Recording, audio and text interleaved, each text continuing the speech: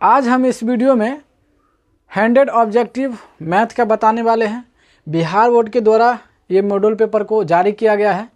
तो इसमें 100 ऑब्जेक्टिव होते हैं जिसमें से आपको 50 का आंसर देना होता है। तो हम क्या करते हैं, इसका 100 ऑब्जेक्टिव को पहले देख लेते हैं कि कौन कौन से ऑब्जेक्टिव है। आपको ध्यान देना है कि आपको इसका 50% यानी 85 ऑब्जेक्टिव को बनाना है, ठीक है। लेकिन हम आपको 100 ऑब्जेक्टिव बताते हैं, आपको ध्यान से देख लीजिए जो कौन कौन से ऑब्जेक्टिव है जो मैथ में पूछे जाते हैं। इसी आधार पर जो बिहार बोर्ड का क्वेश्चन है 2026 में वो आएगा। तो आप देख लीजिए, बने रहिए वीडियो में। यहाँ से देखिए पहला क्वेश्चन यहाँ पे आ गया। हमारा पहला क्वेश्चन है, निम्नलिखित में कौन अपरिमेय संख्या है। तो इसमें से अपरिमेय संख्या का ढूंढना है। तो इसका आंसर जो हो जाएगा वो डी सही है। √2 उसका बट्टा 10, ठीक है। √2 बट्टा 100, ये ऑप्शन सही है। अगला क्वेश्चन जो है वो देखते हैं। हमारा अगला क्वेश्चन है, यदि दो धनात्मक पूर्णांक के लौसौ तथा मौसौ समान हो तो संख्याएं होंगी। ये सवाल कहता है कि यदि किसी धनात्मक पूर्णांक का लघुत्तम और महत्तम दोनों ही अगर बराबर होता है तो वो संख्या कौन सा होगा, ठीक है। तो इसका आंसर जो होगा वो बराबर होगा। इस संख्या के बारे में पूछा गया है कि वो संख्याएं होगी तो क्या होगी, बराबर होगी, ठीक है। इसका सी आंसर सही है दूसरा का। आगे देखते हैं। अगला सवाल है तीसरा, 0.001 है। ये चारों संख्या के ऊपर में अंडरलाइन है, ऊपर से लाइन खींचा गया है। तो इसका मतलब है इस संख्या को क्या करना है, परिमेय संख्या बनाना है, परिमेयीकरण करना है। तो इसका जो आंसर हो जाएगा वो ए हो जाएगा, ये, ठीक है, 1 हो जाएगा। हम इसको बनाने जाएंगे तो लंबा हो जाएगा, इसलिए बनाकर नहीं, सिर्फ आंसर बताएंगे इसमें। अगला है चौथा नंबर, किसी पूर्णांक m के लिए विषम संख्या का रूप होता है। यदि मान लीजिए m कोई एक पूर्णांक है तो उसके लिए विषम संख्या का जो रूप होता है, जैसे 3 होता है, 5 होता है, ऐसे करके 2 का अंतर आता है ना। तो इस तरीक़ा से अगर हम मान लीजिए अगर बनाएंगे तो कौन सा ऐसा स्ट्रक्चर देंगे जिस पर पूरा का पूरा फिट बैठेगा। तो इसका आंसर हो जाता है ये डी ऑप्शन। यानी इसमें 6 है, इसके जगह m की जगह पर आप 1 देकर देख लीजिए, ठीक है। उसके बाद इसी के जगह पे फिर और कुछ और भी दे देगा, 2 देकर देख लीजिए। तो इस तरीक़ा से कितना भी दीजिएगा तो आपको एक विषम संख्या प्राप्त होगा, ठीक है। तो चौथा का डी आंसर सही है। अगला सवाल देख लेते हैं। बने रहिए, वीडियो बहुत ज़्यादा लंबा हो जाएगा, 1 घंटा का वीडियो होगा, लेकिन कोई दिक्कत नहीं है। इसमें देखिए 5वां नंबर सवाल है, यदि a का बराबर है 3 का पावर 2 गुने 5, ये a का मान है, फिर b का मान है और यहाँ पे c का मान है।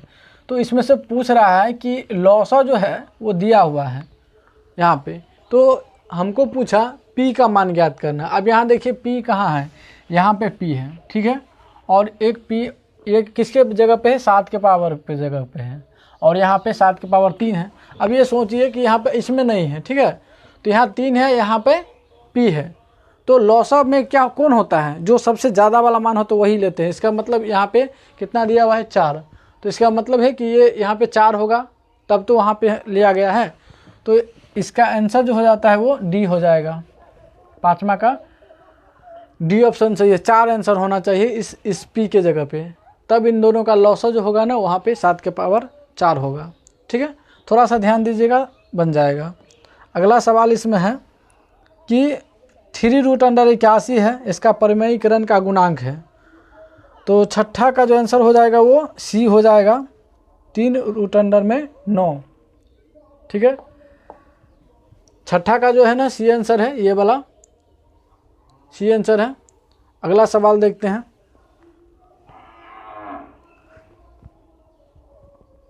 अगला सवाल है यहाँ पर 7वां सवाल, 36x का पावर 5 y², ये 1 है, और दूसरा है ये 54 x के पावर 4 y के पावर 3, और ये है, ठीक है। इन दोनों का जो मौसौ है ना यहाँ पे निकाल के दिया हुआ है। तब कह रहा है कि मौसौ है जहाँ x और y एक अभाज्य संख्या है। तो इसमें से पूछ रहा है, ठीक है। तो इसका मौसौ पूछ रहा है। अब इन सब में देखिए कि कौन ऐसी संख्या है जो कॉमन है, जैसे मान लीजिए यहाँ पे 36 है और 54 है और 90 है, इन सब में से कॉमन ढूंढ लीजिए। ठीक है, तो कॉमन में 18 देखिए, 18 तिया 36, यहाँ पे इसका भी कॉमन है, इसका भी कॉमन है, इसका मतलब ये ऑप्शन सही है।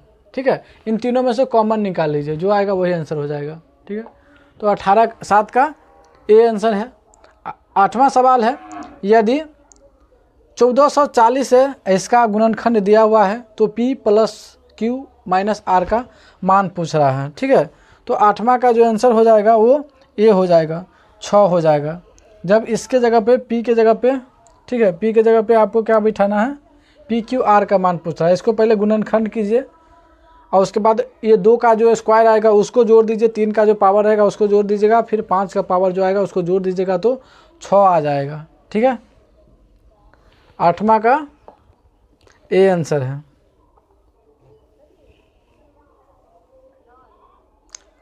9वां में देख लीजिए।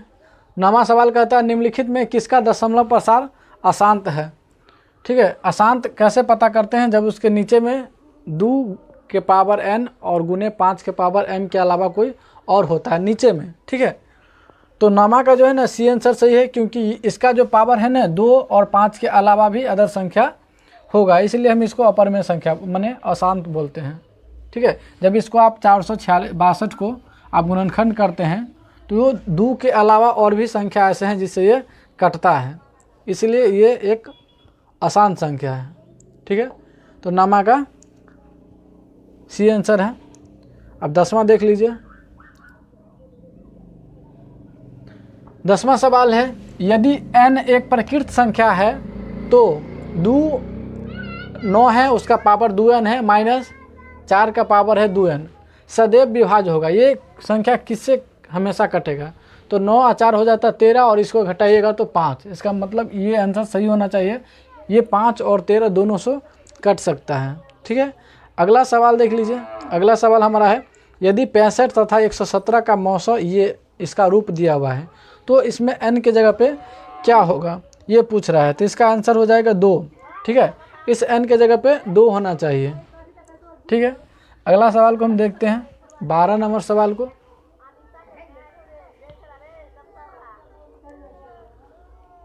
12 नंबर सवाल है। 12 नंबर, 141/120 का दशमलव प्रसार दशमलव के कितने स्थानों के बाद शांत हो जाएगा। ठीक है, तो 12 का जो आंसर हो जाएगा वो सी आंसर सही है, 3 अंकों के बाद जो है ना वो शांत हो जाएगा। अगला सवाल को देख लेते हैं।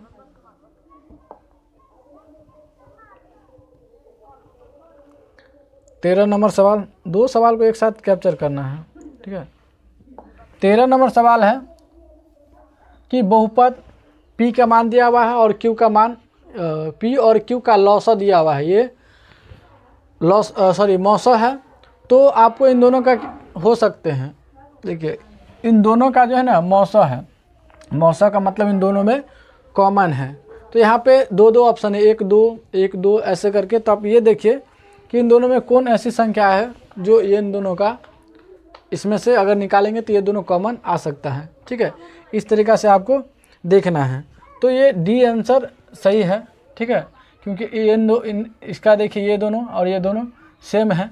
ठीक है, और इनमें से हम इसमें से निकाल सकते हैं। ठीक है, जैसे 2 है, इन दोनों को निकाल लेंगे, इसको 3 से गुना कर माने 3 और ये कॉमन ले सकते हैं। ठीक है, इन दोनों में से यहाँ पे ये कॉमन ले सकते 3 × 2x - 3, ये अगर हम कॉमन ले लेते हैं इन दोनों में से तो जब इन दोनों को गुना करेंगे तो इतना आ जाएगा। ठीक है, तो हमारा आंसर नंबर डी जो है हमारा आंसर वो सही है 13 का।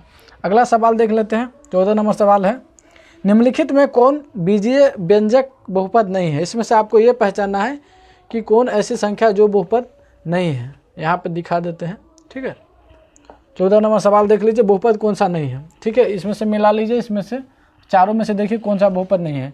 तो ये हमारा सी आंसर सही है, क्योंकि सी का जो देखिए ये जो चर है ना उसके ऊपर में रूट लगा दिया, तो ये आंसर हमारा सही है, क्योंकि कभी भी बहुपद में चर के ऊपर में रूट नहीं होता है। ठीक है, अगला सवाल को देख लेते हैं।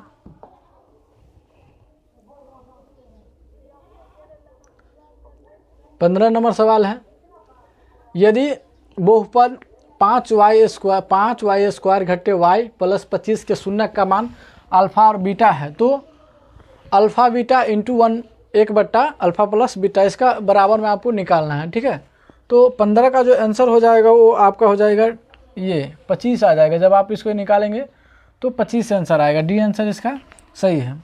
अगला सवाल 16 नंबर देख लीजिए। यदि बहुपद px का एक शून्यक 5 हो तो निम्नलिखित में कौन px का एक गुणनखंड है। ठीक है, यदि मान लीजिए x के बराबर में अगर 5 है शून्यक, तो गुणनखंड निकालना है, तो आप इसको इधर ले आइए। ठीक है, तो यही आंसर हो जाता है, यानी ए आंसर इसका सही है। ठीक है, 16 का ये ए सही है। अगला देखते हैं 17 नंबर सवाल। 17 नंबर सवाल कहता है यदि द्विघात बहुपद 2x², उसके बाद प्लस 7x प्लस p के शून्यक अल्फा तथा बीटा इस प्रकार है कि α² प्लस β² प्लस अल्फ़ा बीटा है। इसके जगह पे 21/14 दिया हुआ है, तो आपको p का मान निकालना है, यानी ये वाला जो p है ना, इसका मान आपको निकालना है। तो इसका आंसर जो हो जाएगा वो 14 हो जाएगा p के जगह पे। सी ऑप्शन सही है, 17 का सी ऑप्शन सही है। ठीक है, अगला सवाल देख लेते हैं। 100 ऑब्जेक्टिव कवर करने में टाइम लग जाता है। 18 नंबर सवाल है। बहुपद दिया हुआ है x-2 into x plus 2 plus x³ 1 into x plus 1 का आपको घात बताना है। ठीक है, यदि मान लीजिए इन दोनों को गुणा करते हैं तो x² रहेगा, अगर इन दोनों को गुणा करते हैं तो 3 और 1 हो जाएगा 4, यानी 18 का जो है ना ए ऑप्शन सही है, 4 हो जाएगा घात। ठीक है, x³ को x से गुणा करते हैं तो x³ 4 हो जाता है, तो 4 आंसर इसका सही है। ठीक है, अगला सवाल है 19 नंबर। बहुपद दिया हुआ है ax² plus by plus c, ये एक बहुपद है और आपको a की जगह पे 0 नहीं है ऐसा मानना है, तो इसका आलेख कैसा होगा वो आपको बताना है। तो इसका आंसर जो हो जाएगा वो ए नंबर सही है। ठीक है, इसका आंसर हो जाएगा परवलय इसका आंसर सही है। ठीक है, ए ऑप्शन सही है। अगला देख लेते हैं 20 नंबर सवाल।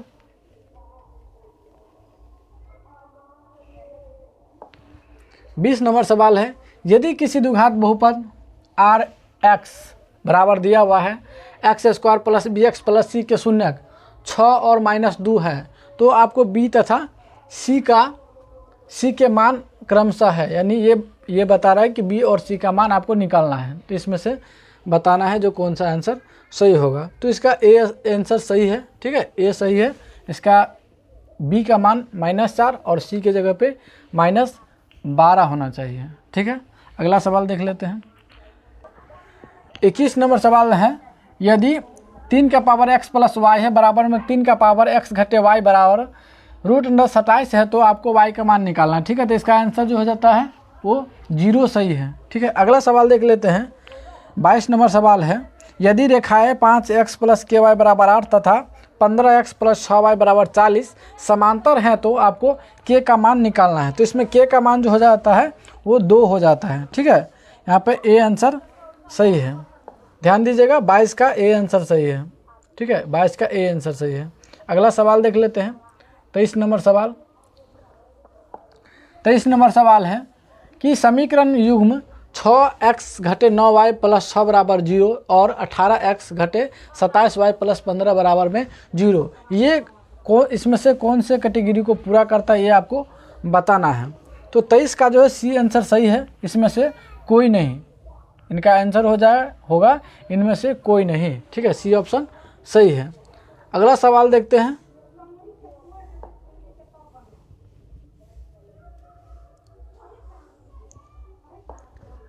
नंबर सवाल 24 नंबर सवाल है रैखिक समीकरण y बराबर x का आलेख निम्नलिखित में किस बिंदु से होकर गुजरता है। ठीक है, 24 का सवाल है कि रैखिक समीकरण x और बराबर में y है, अरे इस अगर को हम आलेख पर बनाएंगे तो किस बिंदु से इसमें से होकर के गुजरेगा ये आपको बताना है। तो 24 का जो डी ऑप्शन सही है, ये 2,2 इस पर जाएगा। ठीक है, 24 का डी ऑप्शन सही है। 25 देखते हैं। 25 नंबर सवाल है, यदि समांतर श्रेणी का nवां पद दिया हुआ है 3n + 8 है तो उसका सर्वंतर आपको ज्ञात करना है। ठीक है, n की जगह पे 1 2 3 ऐसे करके एक AP बना लेना है, उसके बाद उसका अंतर आपको बताना है। तो इसका आंसर जो हो जाता है 3 हो जाता है। ठीक है, 3 आंसर सही है, ए ऑप्शन इज राइट। ठीक है, अगला देखते हैं 26वां सवाल। 26वां समांतर श्रेणी दिया हुआ है। ठीक है, समांतर श्रेणी दिया हुआ है, इसका बोला कौन सा पद 0 हो जाएगा। तो ठीक है, तो इसका 10वां पद जो है ना वो 0 हो जाएगा। डी ऑप्शन इसका सही है। अगला सवाल को हम देखते हैं। अगला सवाल हमारा है 27 नंबर का सवाल। ठीक है, तो 27 नंबर का जो सवाल है उसको देखते हैं।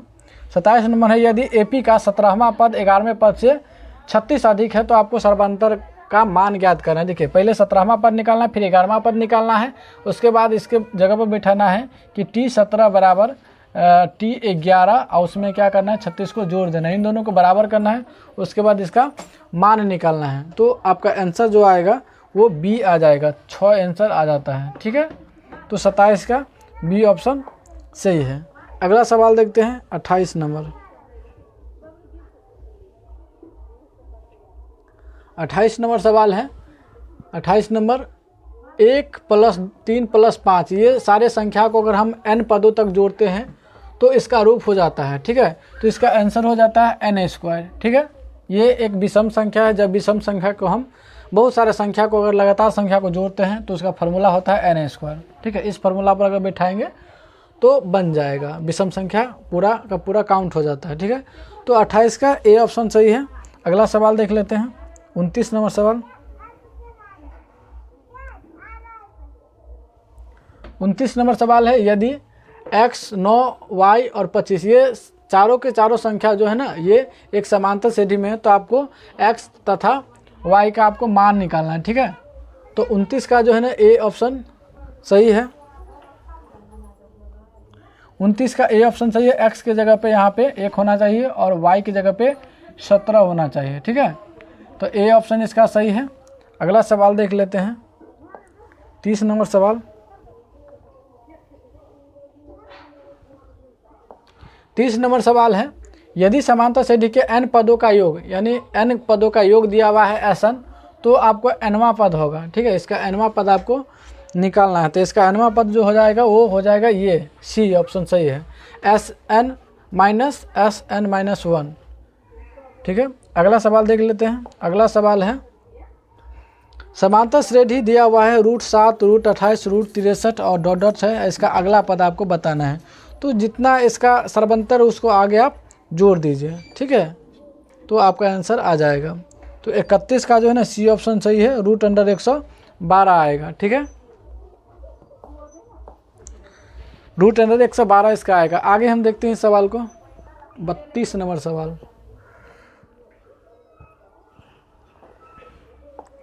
32 नंबर सवाल है, √6 है प्लस है, उसके अंदर में फिर √6 प्लस है, फिर उसके अंदर में 6 प्लस है, ऐसे ऐसे करके डॉट डॉट दिया हुआ है, इसका आपको मान निकालना है। ठीक है, तो 32 का ए आंसर सही है, इसका आंसर जो हो जाएगा वो 3 हो जाएगा। ठीक है, अगला सवाल को देखते हैं 33 नंबर सवाल।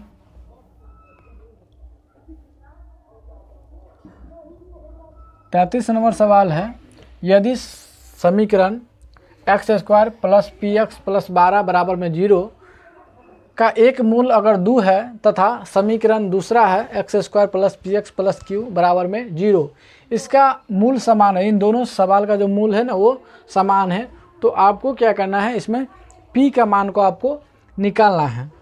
तो 33 का डी ऑप्शन सही है, इसके p की जगह पे 16 होना चाहिए। ठीक है, इस p की जगह पे 16 होना चाहिए। ठीक है, अगला सवाल को देखते हैं, यहीं से हो जाएगा।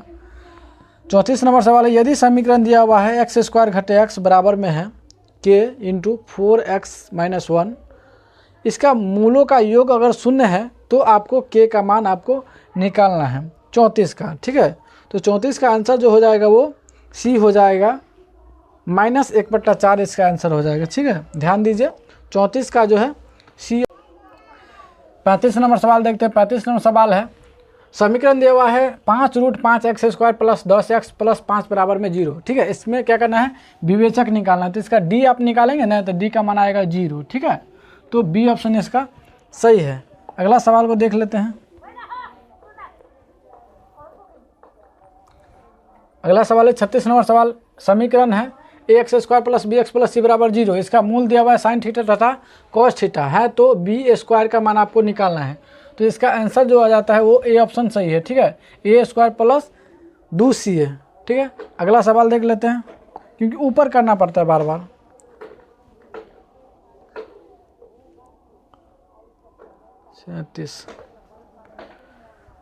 37 नंबर सवाल है।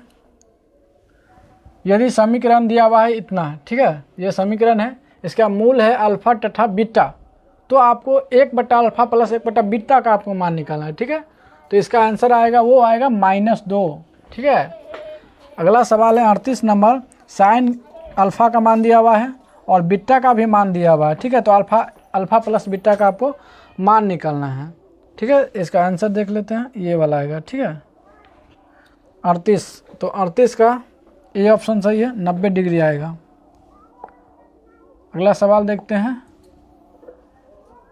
38 के बाद 39।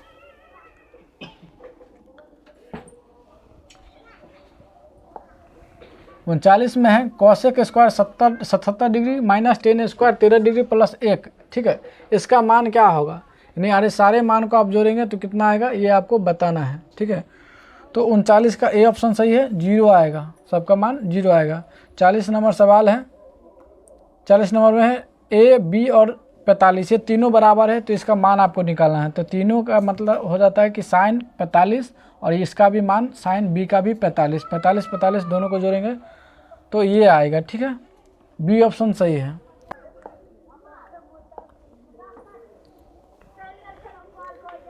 अगला सवाल 41 नंबर सवाल है।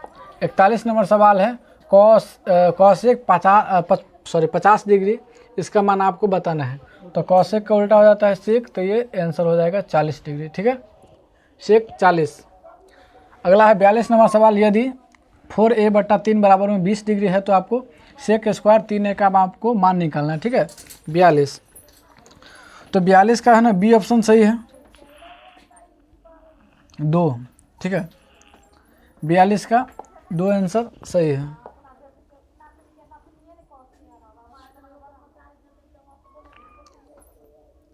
तैंतालीस नंबर सवाल देख लीजिए।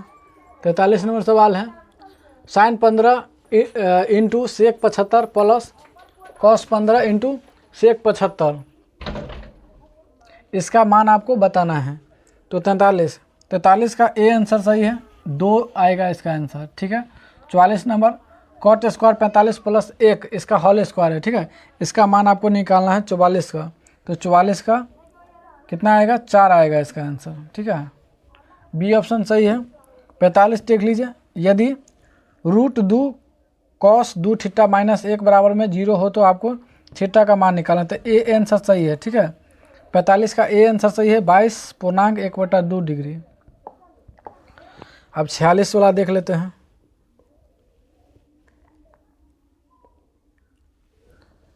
46 नंबर सवाल है साइन 60 डिग्री बटा कॉस 60 डिग्री और गुना कॉट 60 डिग्री, इसका मान निकालना है। तो इसका मान जो आएगा वो 1 आएगा। ठीक है, 46 का बी है। 47 का है sine theta plus sine square theta बराबर में 1 है, तो आपको cos square theta plus cos का पावर 4 थीटा का मान आपको निकालना है। 47, तो 47 का 1 आएगा। ठीक है, ये आंसर सही है, 47 का ए।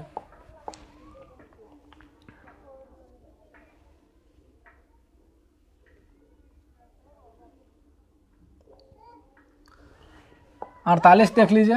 3 into sine square alpha plus sine square 90 degree घटे अल्फा बराबर में आपको निकालना है। तो इसका आंसर हो जाएगा 3। ठीक है, 48 का सी आंसर है। 49 का यदि साइन ए बराबर a/b है तो आपको 10a बराबर आपको निकालना है। ठीक है, तो इसका बी आंसर हो जाता है 49 का ए, उसका बटा में √b² माइनस a²। ठीक है, 49 का बी आंसर है।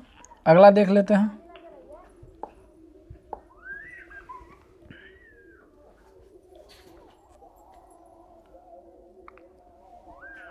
50 नंबर सवाल है, यदि टेन अल्फा का मान दिया हुआ 1/√5 तो आपको सेक अल्फा का मान निकालना है। ठीक है, तो इसका आंसर हो जाएगा ये सी √6/5। अगला सवाल को देखते हैं, 51 नंबर सवाल है। 51 नंबर सवाल है, त्रिभुज ACB में C का मान है 90 डिग्री तथा कॉट B बराबर है 3/4, तो आपको tan A का मान आपको निकालना है। ठीक है, तो 51 का जो है C आंसर सही है, 51 का C आंसर सही है 3/4। अगला सवाल देखते हैं, 52 नंबर सवाल, इसको ऊपर करना पड़ेगा।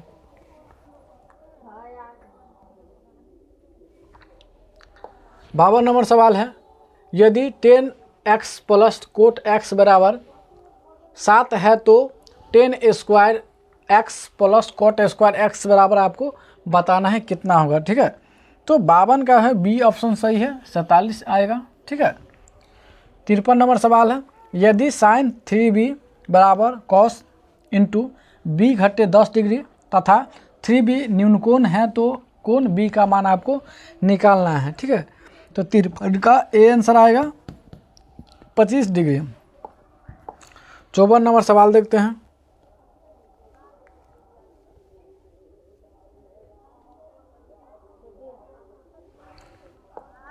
चौवन का नंबर सवाल है, यदि साइन का पावर 4 थीटा घटे कोस का पावर 4 थीटा बराबर में टी पावर 4 है तो आपको साइन स्क्वायर घटे कोस स्क्वायर का मान आपको निकालना है थीटा का। तो इसका मान और इसका मान दोनों बराबर होता है, इसलिए इसका भी आंसर वही होना चाहिए, डी ऑप्शन इसका सही है। अगला सवाल 55 नंबर है, त्रिभुज ABC में tan A का मान दिया हुआ है A प्लस C/2, तो इसका tan का उल्टा कोट हो जाता है, तो ये आंसर सही है, 55 का ए ऑप्शन सही है। अगला देख लेते हैं 56 नंबर सवाल,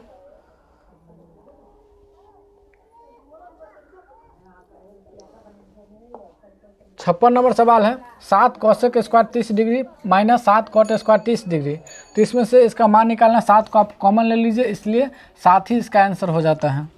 अगला नंबर सवाल है 57 नंबर सवाल है, 6 कोस 1 degree into cos square 2 degree into cos 3 degree, ऐसे ही करके आपको 180 डिग्री तक सभी को गुना करना है। जब आप इन सभी को गुना करेंगे तो आपका आंसर जो आएगा वो 6 आएगा। ठीक है, तो ए आंसर इसका सही है।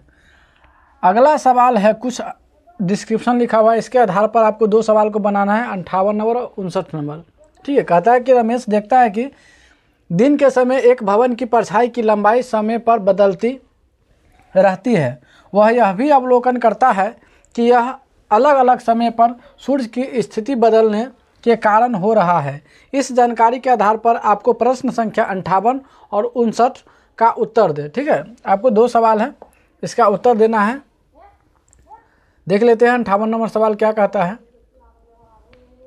58 नंबर सवाल कहता है कि यदि भवन की ऊंचाई और उसकी परछाई की लंबाई अनुपात दिया हुआ है √3:1, तो आपको सूर्य का उन्नयन कोण है, तो इसका आंसर जो होगा वो सी हो जाएगा, 60 डिग्री आंसर हो जाता है 58 का। ठीक है, अगला सवाल है, थोड़ा ऊपर करते हैं इसको, 59 नंबर सवाल है, यदि सूर्य का उन्नयन कोण 45 डिग्री है तो भवन की ऊंचाई और उसकी परछाई की लंबाई होगी, दोनों बराबर होता है, इसलिए इसका आंसर हो जाता है 1:1।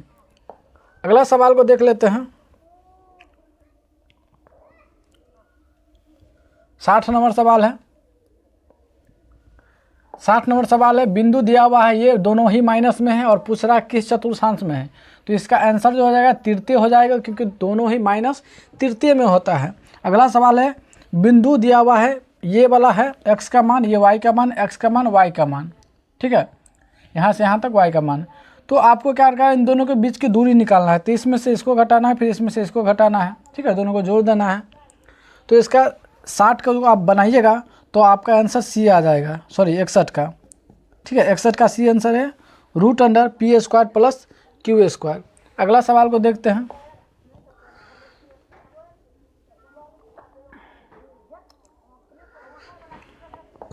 62 नंबर सवाल है, मूल बिंदु से आपको इन दोनों का दूरी निकालना है, x का मान और ये हो गया y का मान। तो इन दोनों को क्या करना है, दूरी सूत्र पर बैठा देना, उसके बाद निकालना है, आपका आंसर आएगा 4। बी आंसर सही है। ठीक है, अगला सवाल को देख लेते हैं। अगला सवाल है 63 नंबर सवाल है। समीकरण दिया हुआ है, एक समीकरण है का आलेख y अक्ष को किस बिंदु पर काटता है वह है, तो इसका आंसर हो जाएगा सी। ठीक है, 0,4 हो जाएगा। अगला सवाल है 64 नंबर। ठीक है, यदि बिंदु दिया हुआ है P का मान है 0,0, Q का मान है x,5, तो इनको क्या करना है, दूरी सूत्र पर बैठाना है। ठीक है, और दूरी सूत्र का मान जो है ना दूरी का दिया हुआ है, बीच की दूरी 15 इकाई है, तो आपको x का मान निकालना है। यानी इन दोनों को जो दिया हुआ है, इन दोनों बिंदु के बीच का दूरी निकालना है, दूरी का मान दिया हुआ है। ठीक है, तो आपको इस x का मान निकालना है, तो इसका आंसर जो आएगा वो आएगा +-10√2 इकाई। ठीक है, तो बी ऑप्शन इसका सही है, 64 का बी।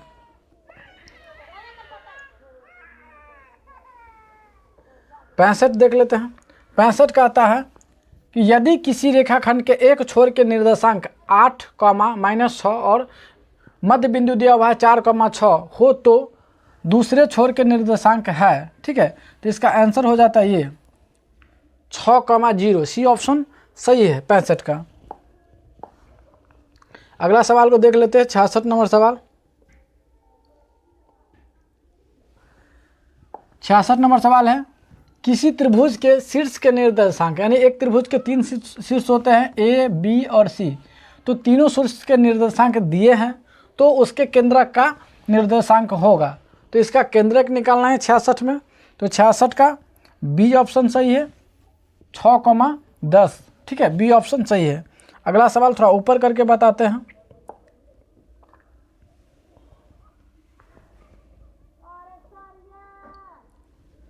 सड़सठ नंबर सवाल है, बिंदु दिया हुआ पी, क्यू और आर, तीनों बिंदु है, तो आपको त्रिभुज का से बने त्रिभुज का क्षेत्रफल निकालना है। आपको त्रिभुज का क्षेत्रफल निकालना है, जब इसको आप क्षेत्रफल निकालेंगे तो आएगा 8 वर्ग इकाई। ठीक है, सी आंसर है। 68 नंबर सवाल है, यदि बिंदु एक बिंदु का मान है, दूसरा बिंदु का मान है और तीसरा बिंदु का मान है, 3 बिंदु है और तीनों के तीनों संरेख है, तो आपको के का मान आपको निकालना है। त्रिभुज का क्षेत्रफल बैठा दीजिए, के का मान निकल जाएगा। ठीक है, और त्रिभुज का क्षेत्रफल की जगह पे 0 दे दीजिएगा। जब आपका इसका निकालेंगे तो आपका आंसर आएगा बी आंसर आएगा 68 का। ठीक है, 2,1/2 आएगा। ठीक है, अगला सवाल देख लेते हैं 69।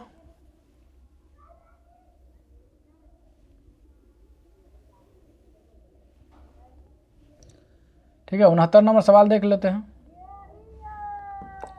त्रिभुज के शीर्ष के नियामक है, एक त्रिभुज है, उसके शीर्ष होते हैं 3, तो ए का मान, बी का मान, सी का मान है, तो त्रिभुज के परिमाप निकालना है। तो जब आप इसका परिमाप निकालेंगे तो आपका आंसर जो आएगा वो आएगा 24 इकाई। ठीक है, डी आंसर सही है।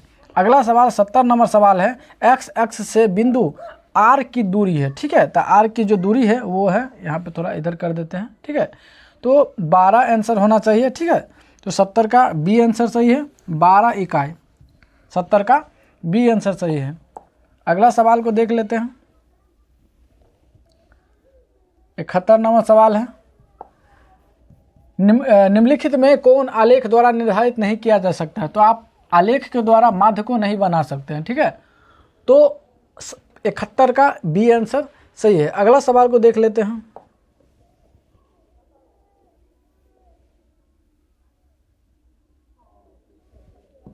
बहत्तर कहता है कि 2, 7, 6, 15 तथा x, ये तीनों एक चर है, सॉरी ये सारे चर है, और इसका माध्य 10 दिया हुआ है, तो आपको इस x के जगह पे कितना होगा वो आपको बताना है। तो x के जगह पे 20 होगा। ठीक है, आप इसको बनाएंगे तो 20 आएगा आंसर। अगला सवाल है 73 नंबर, 7, 5, 4, 7, 5, 4, 5, 7 और उसके बाद है 6 तथा 7, इन सब में आपको बहुलक निकालना है। तो जो सबसे ज़्यादा बार कौन आया है, तो 7। ठीक है, तो इसका आंसर हो जाएगा बी ऑप्शन सही है। अगला सवाल को देख लेते हैं, 74 नंबर सवाल। 74 का देखते हैं कहाँ गया 74। 74 नंबर का आता है, यदि प्रथम n प्रकृत संख्याओं का माध्य ये दिया हुआ है 4n/7 है, तो n बराबर में क्या होगा ये आपको बताना है। ठीक है, तो n का मान जो होगा वो 7 हो जाएगा, 7 आंसर इसका होगा। ठीक है, सी ऑप्शन इसका सही है। अगला 75 नंबर सवाल को देखते हैं। 75 नंबर सवाल कहता है, देख लीजिए, कहता है 7, 11, 5, 10, 6 और 8 इस सब का माध्यिका निकालना है। तो इसमें गिन लीजिए 1, 2, 3, 4, 5, 6, 7 है। ठीक है, तो 7 है, विषम संख्या है, तो n+1 बटा दूमा चरपान इस पर बनाना है आपको। तो इसका आंसर जो आएगा वो 8 आ जाएगा। ठीक है, सी ऑप्शन इसका सही है।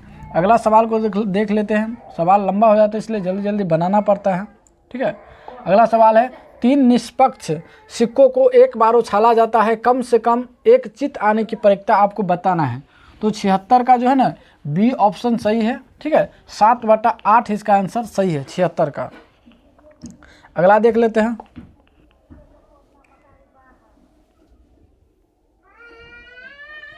सतहत्तर नंबर सवाल कहता है कि एक पासे को एक बार फेंका जाता है, 8 से छोटी संख्या प्राप्त होने की प्रक्रिया आपको बताना है। तो एक आंसर हो जाएगा। ठीक है, अगला सवाल देख लेते हैं।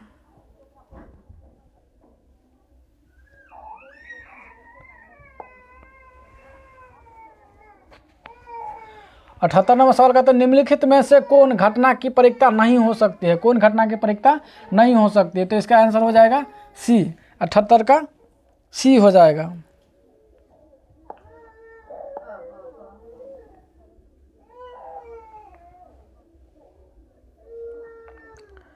अठहत्तर, 79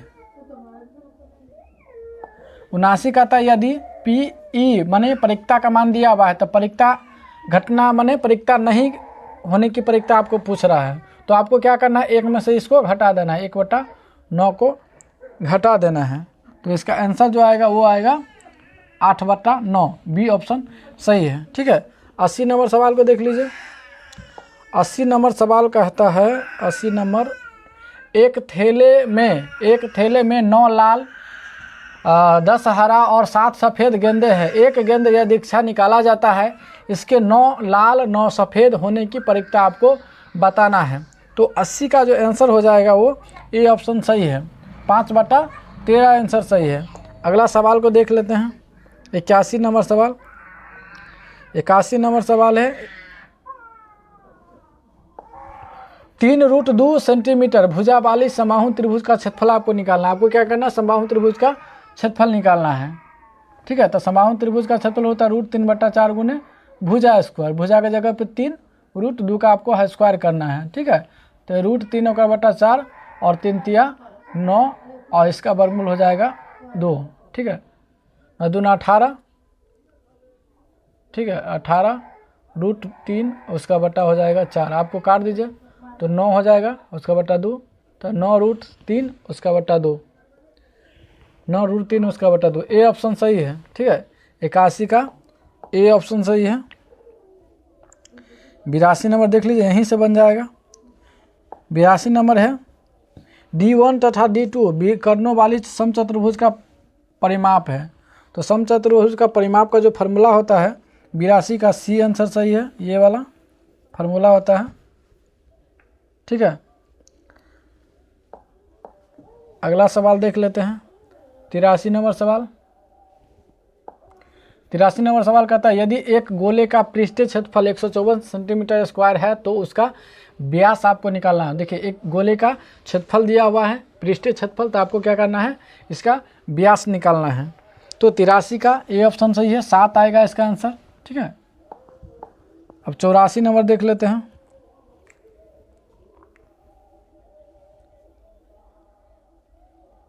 84 कहता है, R/4 त्रिज्या और 4L तिर्यक ऊंचाई वाले एक शंकु का कुल पृष्ठीय क्षेत्रफल आपको बताना है। ठीक है, तो इसका आंसर हो जाएगा πr × r+l। ठीक है,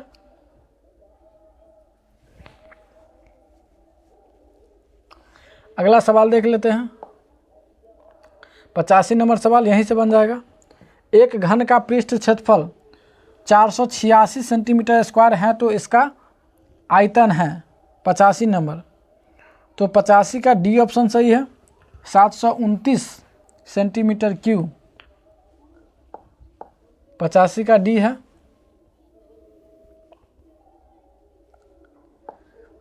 86 देख लेते हैं। समान ऊंचाई के दो बेलनों के वक्रपृष्ठों के क्षेत्रफलों का अनुपात दिया हुआ है, ठीक है। तो इसको आयतनों का अनुपात निकालना है, ठीक है। तो इसका आंसर हो जाएगा 25:9, ठीक है, आयतन का अनुपात। अगला सवाल देख लेते हैं।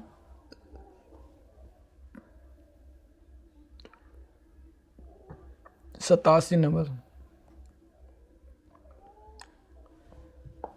नंबर सवाल कहता है यदि एक बेलन और एक शंकु के व्यास और उसकी ऊंचाई समान हो तो उसके आयतनों का अनुपात होगा, ठीक है। 87, तो 87 का बी ऑप्शन सही है, 3:1। 87 का बी ऑप्शन सही है।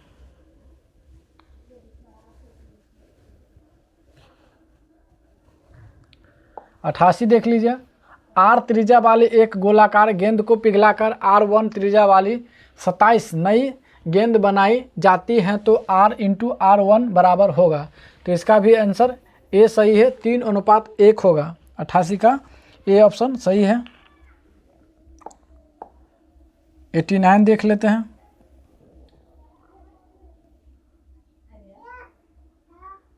एटी 9 कहता है दो समरूप त्रिभुजों के क्षेत्रफलों का अनुपात 2:8:9:121 है तो इसके संगत भुजाओं का अनुपात होगा, ठीक है। क्षेत्रफल का अनुपात दिया हुआ है तो आप इसका वर्गमूल निकाल दीजिए, ठीक है। वर्गमूल निकाल दीजिए इन दोनों का, तो आंसर आ जाएगा आपका 89।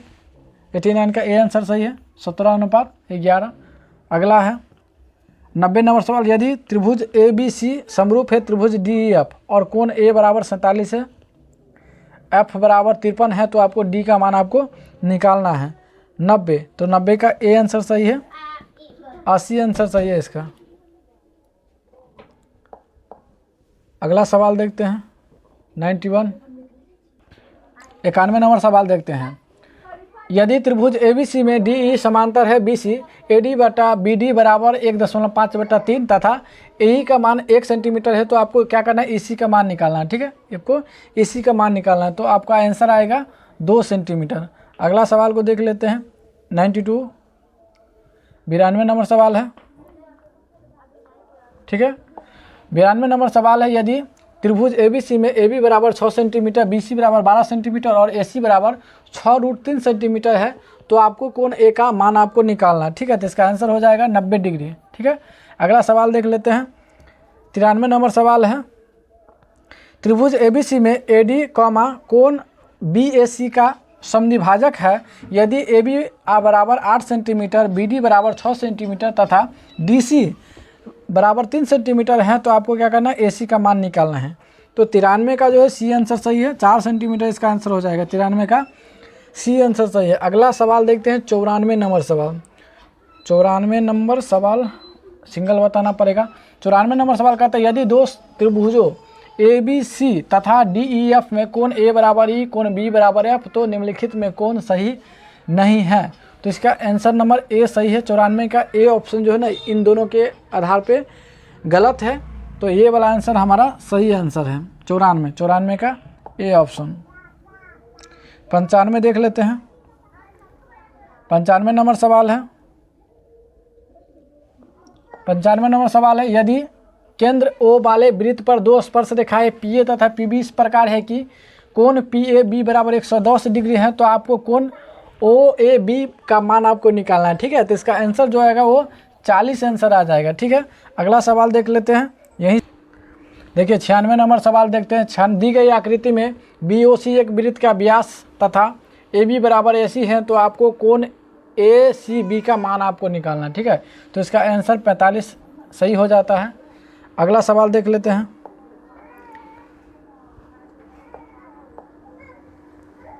अगला 97 नंबर सवाल है। 97 नंबर सवाल है। यदि 5 सेंटीमीटर त्रिज्या वाले एक वृत्त पर परस्पर 60 डिग्री का कोण बनती हुई दो स्पर्श रेखाएं खींची गई तो प्रत्येक स्पर्श रेखा की लंबाई है। इसका भी आंसर जो है ना ए ऑप्शन सही है, 5√3 सेंटीमीटर। अगला सवाल है 98 नंबर सवाल है। 98 नंबर सवाल है। एक वृत्त के एक ही खंड के दो कोण होते हैं तो इसका आंसर हो जाएगा बराबर, ठीक है। बराबर होते हैं 99 नंबर सवाल देखते हैं। एक वृत्त के परिगत एक चतुर्थांश पी क्यू आर एस है। यदि पी क्यू बराबर 6 सेंटीमीटर, क्यू आर बराबर 7 सेंटीमीटर तथा आर एस बराबर 4 सेंटीमीटर है तो आपको पी एस की लंबाई ज्ञात करना है। तो इसका भी आंसर 3 सेंटीमीटर सही है। ठीक है, 3 सेंटीमीटर, बी ऑप्शन सही है। लास्ट सवाल है हमारा 100 नंबर सवाल है। लास्ट सवाल 100 नंबर है। बाह्य रूप से स्पर्श करने वाली दो वृत्तों के अधिकतम उभयनिष्ठ स्पर्श रेखाओं की संख्या है। तो इसका आंसर जो हो जाता है 3 हो जाता है। ठीक है, 3 ऑप्शन इसका सही है। 100 ऑब्जेक्टिव बताए हैं, आप ध्यान से देख करके जाइए। आपको कोशिश है कि इसमें यही क्वेश्चन सब टकराता रहता है, जो पिछले साल पूछा गया उस क्वेश्चन को 3 साल 4 साल 5 साल क्वेश्चन का देख करके जाइए, आपको आधा जो है ना मिल जाएगा इसमें से। ऐसे ही और भी ऑब्जेक्टिव आप देखना चाहते हैं तो आप हमसे जुड़े रहें, ऐसे ही वीडियो और भी आपको मिलेगा। और अपने दोस्त जो अगर मैट्रिक का एग्ज़ाम दे रहे हैं इस बार, उसको ज़रूर भेजिए इस वीडियो को। ठीक है, 100 ऑब्जेक्टिव बताए हैं और भी बहुत 100 आपको बताने वाले हैं।